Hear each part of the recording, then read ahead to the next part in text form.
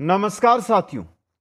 पशु परिचर भर्ती और पशु परिचर भर्ती के अंदर सबसे महत्वपूर्ण चीज रहती है, वो रहती है भाग ए के अंदर सामाजिक अध्ययन दोस्तों, जिसके अंदर कक्षा 6 से लेकर कक्षा 10 तक के अंदर जो भी पुस्तकें चलती है उनका अध्ययन हमें करना है दोस्तों। समझ गए? जो हम जीके का पार्ट है भाग ए के अंदर, उसके अंदर हमारे जीके में भारत और विश्व के जो क्वेश्चन बनेंगे वो बनेंगे सामाजिक अध्ययन के दोस्तों, और इनको पढ़ना है आपको। तो लगभग अगर आप बुक्स खरीद के लाओगे तो कक्षा 6 से लेकर कक्षा 10 5 क्लासों के अंदर हर क्लास में 3 पुस्तक यानी 18 पुस्तकें पढ़नी पड़ेगी। और मैं यहां पे वन लाइनर क्वेश्चनों के माध्यम से एक एक पुस्तक है वो आपके सामने रख रहा हूं दोस्तों। आज क्लास नंबर 12 है। देखिए, बाकी की क्लासें प्लेलिस्ट में मिलेगी, आपको प्लेलिस्ट के अंदर जाकर अटेंड करनी होगी, एक एक क्लास को अटेंड कर लेना। आज जो हमारी क्लास रहेगी ये कक्षा 9 के अंदर पुस्तक चलती है जिसका नाम है भारत एवं समकालीन विश्व। छोटी सी क्लास है, छोटी सी पुस्तक है। ये जो जानकारी है, जो क्वेश्चन बनते हैं यहां से, वो वन लाइनर क्वेश्चनों के रूप में आपके अध्याय के अनुसार यहां पर हम रखेंगे दोस्तों। बाकी ये नोट्स अगर आपको चाहिए तो कुचामन ऑनलाइन क्लासेज ऐप है, लिंक डिस्क्रिप्शन में है, या प्ले स्टोर से भी आप डाउनलोड कर सकते हैं। उस ऐप के स्टोर के अंदर पशु परिचर कंप्लीट नोट्स है, वहां पर ये नोट्स आपको मिल जाएंगे। नोट्स के अलावा वहां पर हर विषय के टॉप 1500 2500 3500 क्वेश्चन भी मिल जाएंगे। मॉडल पेपर वहां पर आपको मिल जाएंगे, कहीं जाना नहीं पड़ेगा, सब मैटर एक ही जगह मिलेगा। जो भी क्लासें अगर आप नोट्स प्राप्त नहीं करना चाहते, खुद नोट्स बना रहे हो, तो बिल्कुल निःशुल्क ये क्लासें चल रही है, इनको आप अटेंड करो दोस्तों, क्योंकि सामाजिक अध्ययन किसी भी जगह आपको निःशुल्क नहीं मिलेगी दोस्तों। प्यारे मित्रों, वीडियो को लाइक शेयर और चैनल को सब्सक्राइब कीजिए, क्योंकि आप सभी साथियों का मैं स्वागत करता हूं YouTube channel Kuchaman online classes पर दोस्तों। चलिए दोस्तों, कक्षा 9 पुस्तक भारत एवं समकालीन विश्व है।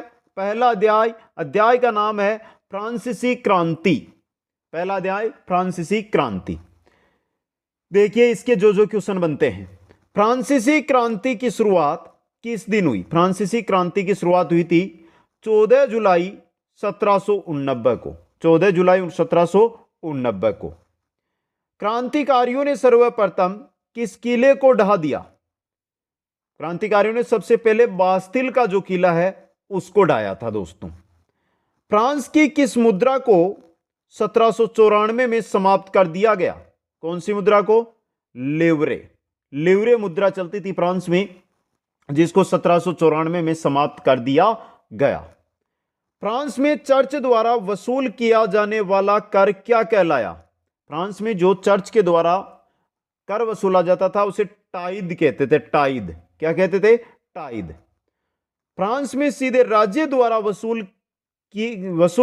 वसूला जाने वाला कर क्या कहलाता था? तो वो कहलाता टायल। टाइद और टाइल। टाइद है ना आपका, ये तो किसके द्वारा? चर्च के द्वारा। और ये किसके द्वारा दोस्तों? सभी ये जो आपका वसूला जाता था टाइल, ये राज्य के द्वारा, यानी कि वहां की जो सरकार थी, वहां का जो राजा था, उसके द्वारा। फ्रांस में संविधान का प्रारूप किसके द्वारा बनाया गया? फ्रांस का जो संविधान बना, उसका जो प्रारूप बना, वो नेशनल असेंबली ने बनाया। कब? 1791 में। कब बनाया? 1791 के अंदर। फ्रांस का संविधान जिस पुरुष व नागरिक अधिकार घोषणा पत्र से शुरू हुआ का निर्माता कौन था? फ्रांस का संविधान जिस पुरुष व नागरिक अधिकार घोषणा पत्र से शुरू हुआ, उसका निर्माता था ले बार्बिये दोस्तों। तो प्यारे मित्रों, नोट्स बना रहे हो तो साथ में स्क्रीनशॉट ले लो, बाद में एक साथ लिख लेना। और दूसरी बात, अगर आप ये चाहते हो कि सर नोट्स ही नहीं बनाने, ऐप से भी हमें ये चीज़ नहीं प्राप्त करनी, हम तो यहीं से देखेंगे, तो सीधी बात बोलता हूं, एक वीडियो 3 बार देख लो। छोटे वीडियो रहते हैं मेरे, बड़े लंबे लॉन्ग वीडियो नहीं रहते हैं, 20-30 मिनट का क्लास आता है, तो 3 बार अटेंड कर लो स्पीड के साथ, 2x करके भी देख लो इनको। आगे चलिए।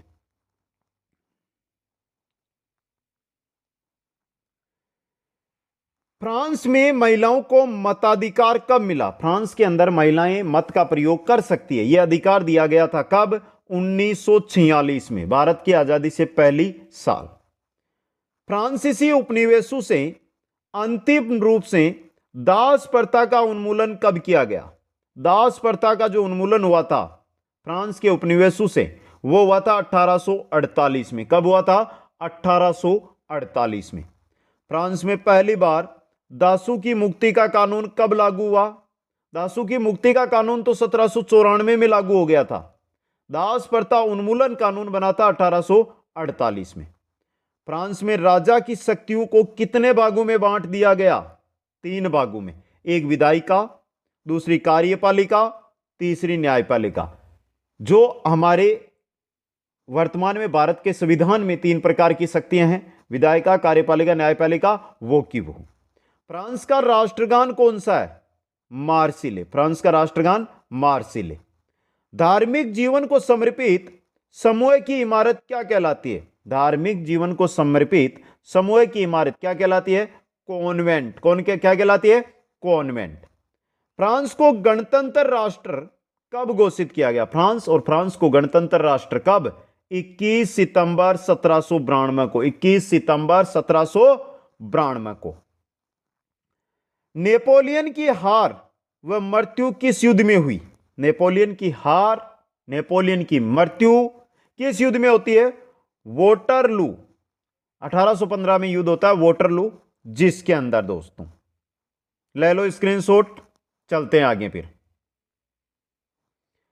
आगे चलिए, आगे देखते हैं। नेपोलियन ने स्वयं को फ्रांस का सम्राट कब घोषित किया था?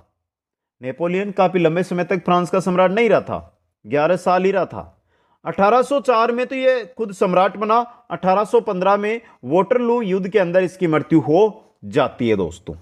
अगला अध्याय, यूरोप में समाजवाद एवं रूसी क्रांति। यूरोप में समाजवाद एवं रूसी क्रांति। अक्टूबर क्रांति का संबंध किससे है? अक्टूबर क्रांति की बात हो रही है तो रूस में राजशाही पतन का। अक्टूबर क्रांति, रूस में राजशाही पतन। अक्टूबर क्रांति के समय रूस पर किसका शासन था?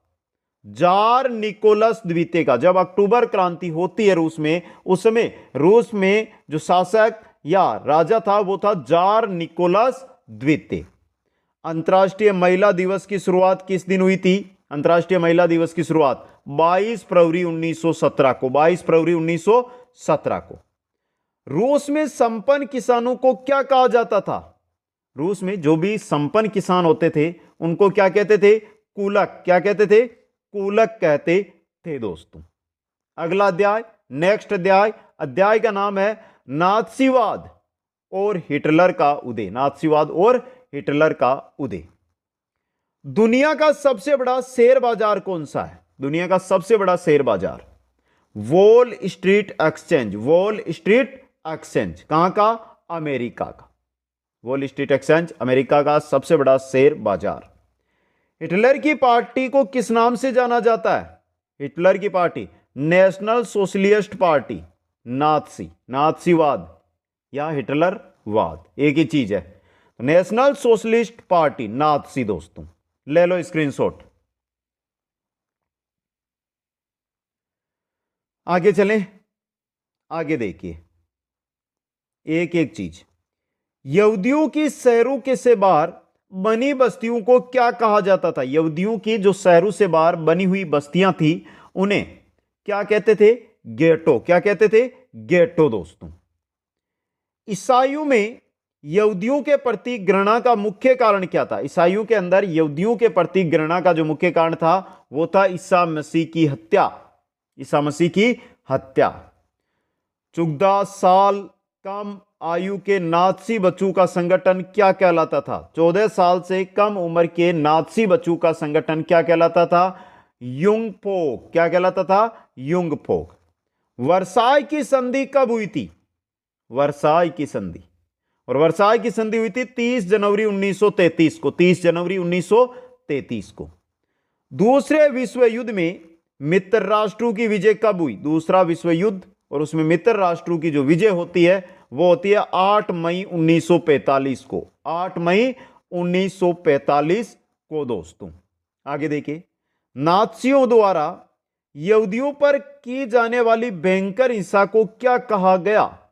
नाजियों के द्वारा जो यहूदियों पर भयंकर हिंसा की जाती थी, हिंसा, उसे कहते थे होलोकॉस्ट। होलोकॉस्ट, महाध्वंस। क्या कहते थे? महाध्वंस। दोस्तों ले लो स्क्रीनशॉट। अगले अध्याय की ओर बढ़ते हैं फिर हम। नेक्स्ट प्यारा अध्याय, इंपॉर्टेंट अध्याय आएगा, वन्य समाज व उपनिवेशवाद। वन्य समाज एवं व उपनिवेशवाद। औद्योगिकरण के दौर में मानव ने पूरी दुनिया से 17वीं से 1995 ईस्वी तक कितने वन क्षेत्र को नष्ट कर दिया? 139 लाख वर्ग किलोमीटर को। 139 लाख वर्ग किलोमीटर को। भारत का पहला वन महानिदेशक किसे नियुक्त किया गया? भारत का पहला वन महानिदेशक अंग्रेजों के समय बना था दोस्तों। कौन बना था? डायट्रिच बेंडिस। डायट्रिच बेंडिस।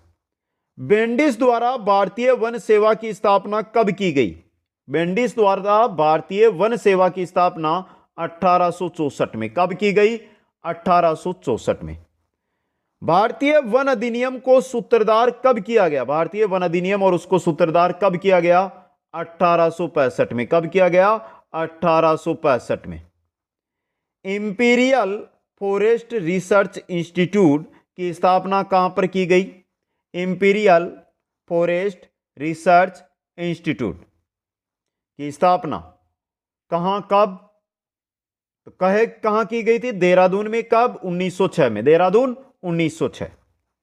किसी स्थान विशेष पर एक सीधी पंक्ति में कतारबद्ध एक ही प्रकार के पेड़ों का समूह क्या कहलाता है? क्या कहलाता है? बागान कहलाता है। क्या कहलाता है मित्रों? बागान कहलाता है।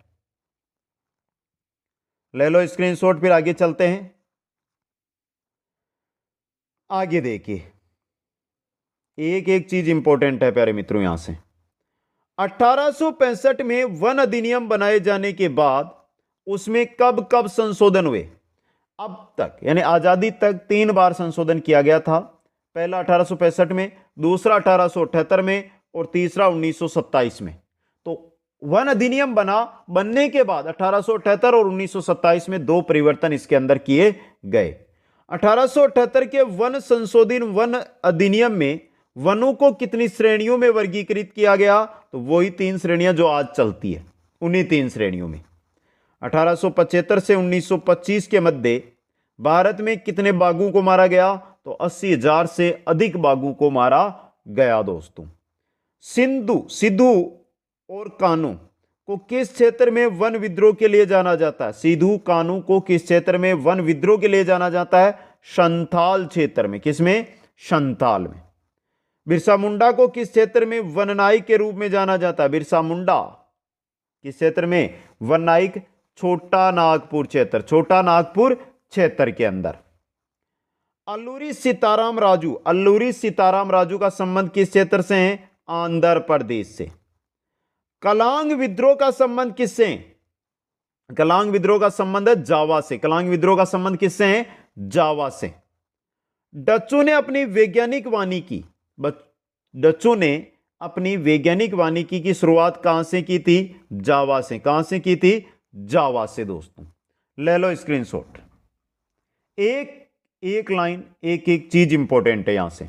अगला अध्याय कक्षा 9 में जो है उसका नाम है आधुनिक विश्व में चरवाहे। आधुनिक विश्व में चरवाहे।